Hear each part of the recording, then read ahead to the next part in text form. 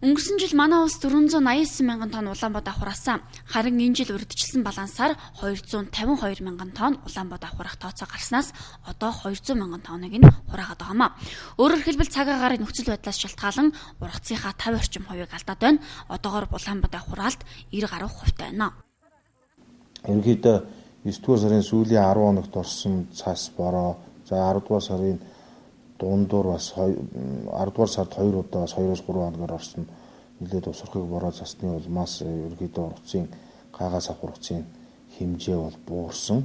За өнөөдрийн байдлаар улсын хэмжээнд нэг 200 мянга орчим тонн одоо үр тариа хураагаад байна. За нэг 190 орчим мянган тонн